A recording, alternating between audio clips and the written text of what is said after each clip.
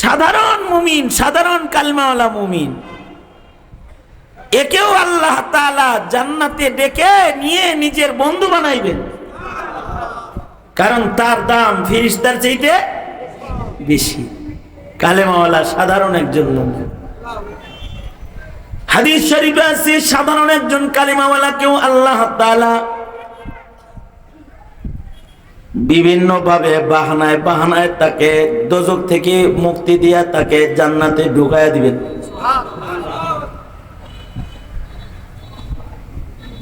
ময়দানে মাহশরে আল্লাহর রাসূল বলেছেন, ময়দানে মাহশরে দুই কালিমাওয়ালাকে আল্লাহ তাআলা নেকি বদি ওজন করার পরে নির্দেশ করবেন, যাও দোজখে চলে যাও, তোমাদের কোনো নেক আমল নাই, যাও দোজখে যাওগা।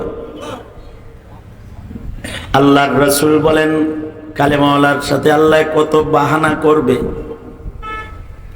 দুজনই দোজখের দিকে যাইতে থাকবে, কিন্তু একজন ফিরা ফিরা চাইতে থাকবে, আল্লাহর দিকে ফিরে ফিরে তাকাইতে থাকবে। আল্লাহ তাআলা ফিরা ফিরা যে চায় তাকে ডেকে বলবে, বান্দা দোজখের আগুনে যাইতেছস, আবার আমার দিকে চাস কেমন করে ফিরা ফিরা? বান্দা বলবে, আল্লাহ আলেমদের কাছে শুনছি তোমার দয়া মহান, যদিও দোজখে যাইতে বলেছ তারপরেও ফিরা ফিরা তোমার দিকে তাকাই, যদি তোমার দয়াটা আবার পাই, তুমি যদি আবার দয়া করে আমারে মাফ করে দাও, এই কারণে তোমার দিকে তাকাই। আল্লাহ তাআলা বলবেন, এই কালিমাওয়ালা, আমার রহমত আমার দয়ার উপরেও যেহেতু তোর ঈমান আছে, যা তোরে দোজখে ফেললাম না, আমার রহমতের আশা থাকার কারণে তোকে রহমত দিয়া আমি জান্নাত দিয়ে দিলাম।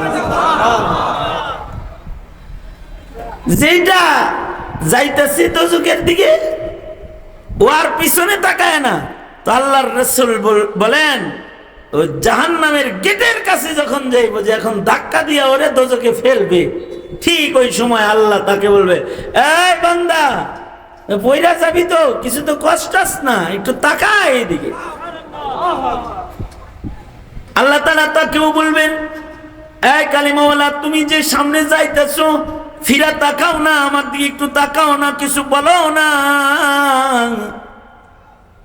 বান্দাটা তখন আল্লাহকে বলবে, আল্লাহ দুনিয়ার মাটিতে একটা হুকুমও তোমার মানি নেই, আজকে একটা হুকুম করছো দোজখে যাওয়ার, এই হুকুমটাও যদি না মানি তোমার বান্দা কেমনে দাবি করব আমি? এ কারণে আজকে তোমার হুকুম পালন করে দোজখের দিকে যাইতাছি। আল্লাহর রাসূল বলেন, আল্লাহ তাআলা তাকেও বলবে, এই কালিমাওয়ালা, আমার হুকুমের মূল্য তোর কাছে যেহেতু আছে, যা তোকে মাফ করে দিলাম, ওরে জাহান্নামে ফেলিস না, যা ওকে আমি জান্নাত দিয়ে দিলাম। কালিমাওয়ালা মুমিন অনেক দামি। সাধারণ একজন কালিমাওয়ালার মূল্য আল্লাহর তৈরি ফেরেশতার চাইতে বেশি দাম। এত গুনাহ করার পরেও কালিমাওয়ালার এত দাম কেন? কারণ হলো ফাআলহামাহা ফুজুরহা ওয়া তাকওয়াহা। আল্লাহ তাআলা মানুষকে দুই জিনিস দান করছে, ইবাদতের শক্তিও দান করছে, গুনাহ করার ক্ষমতাও দান করছে, নফস দান করছে। আর ফেরেশতারে আল্লাহ শুধু ইবাদতের শক্তি দান করছে, গুনাহ করার ক্ষমতাই আল্লাহ ওকে দেয় নাই। সঙ্গত কারণে ফেরেশতা জীবনে গুনাহ করে নাই, এটা কোনো গুণ হয় নাই, ওরে যে জন্য বানাইছে সেইটা করতেছে। কিন্তু যাকে আল্লাহ তাআলা গুনার যোগ্যতাও দিছেন, ইবাদতের যোগ্যতাও দিছেন, সে যে বুঝা আল্লাহরে একটা ডাকও দিছে আল্লাহ বইলা, এতেও আল্লাহ খুশি হয়ে গেছে। সুবহানাল্লাহ। ইবনুল কাইয়িম রাহমাতুল্লাহি আলাইহি উনি এই জিনিসটা বুঝাইতে যায় সুন্দর একটা উপমা দিছেন। এক অন্ধ কয় যে জীবনে বড় নারী দেখি না বেটা, যার চোখই নাই ও যদি বলে আমি কোন বড় নারী দেখি না, শালিগুলোকে গল্প করি না তোর মতো দেখি না শালিগো, এটা যদি কয় বিয়েন দেখি না, শালি দেখি না, ওর তো চোখই নাই, ওর ওই কথার কোনো মূল্য নাই। চোখলা যেটা, চোখ থাকতেও পরনারী তাই আল্লাহর ভয়ে দেখে না, এই চোখলার না দেখার একটা পুরস্কার আছে, ঠিক কিনা জোরে বলেন? কারণ কি? চোখেই তো নাই। হ্যাঁ, ফিরিস্তার তো গুনাহ করার ক্ষমতাই নাই, আর বান্দাকে গুনাহ করার ক্ষমতাও দিছে, আবার বান্দার আবার দুশ্মনও সেট করে দিছে। এই গুনাহ করার ক্ষমতা আবার দুশ্মনের ধোঁকা সব পাড়ি দিয়া যখন একটা বান্দা আল্লাহর দ্বারস্থ হয়ে যায়, আল্লাহ এমনি অল্পতেও খুশি হয়ে যায়। এ কারণেই আল্লাহ তাআলা যার একটা আমল নাই, শুধু একটু ঈমান আছে, একেও এক সময় দোজখের ভেতর থেকে আল্লাহ তাআলা বাইর করবেন জান্নাতে নেওয়ার জন্য। তাও প্ল্যানিংটা বান্দার না, জাহান্নাম থেকে বান্দাকে বের করার প্ল্যানিংটা স্বয়ং আল্লাহ পাকের নিজের হবে, অভিনয়টা আল্লাহ নিজেই করবে।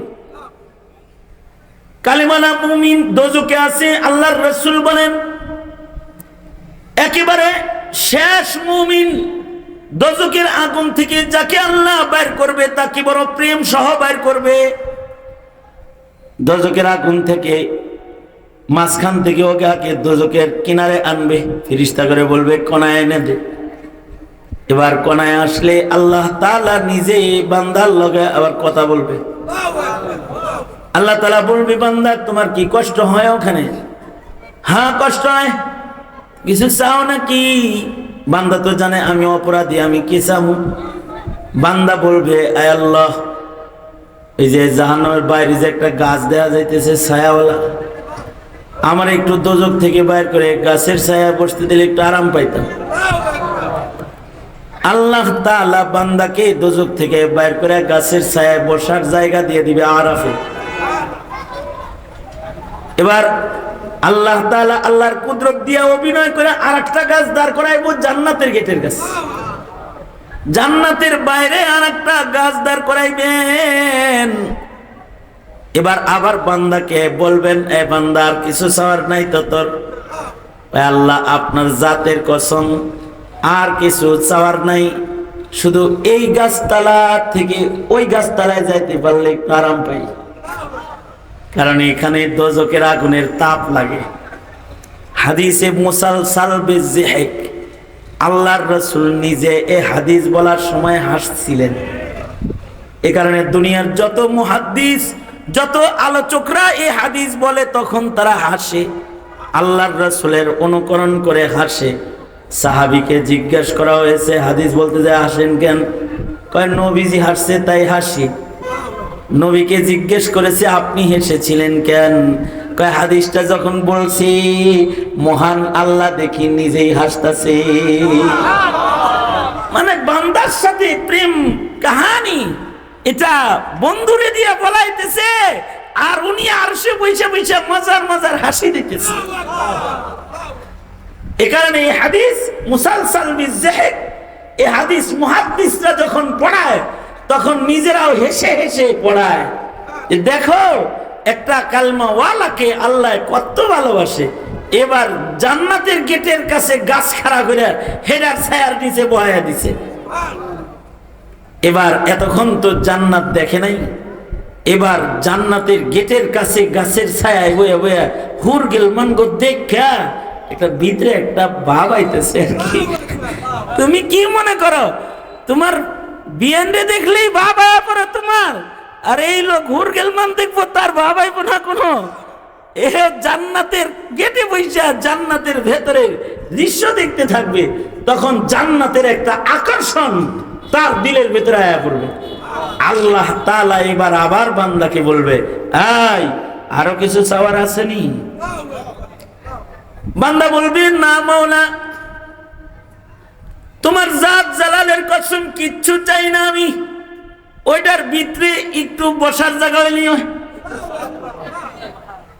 এই জান্নাতের ভিতরে একটু বসার জায়গা হলেই হয়। আল্লাহ তাআলা এই কালেমাওয়ালাকে খুশি করে তখন বসার জায়গা চাইছে, তারে যে জান্নাতটা আল্লাহ খুশি হয়ে সর্বশেষ জান্নাত যে মুমিনটাকে মহান আল্লাহ এই উম্মতের সদস্যকে দান করবে, আল্লাহর রাসূল বলেন সেই জান্নাতটা হবে এমন পৃথিবীর 10 পৃথিবীর সমান। তাইলে কালিমাওয়ালা মুমিনের মূল্য তো ফেরেশতার চাইতেও বেশি। এ কারণে কালিমাওয়ালা মুমিনের মূল্য কালিমাওয়ালা জিনের চাইতেও বেশি।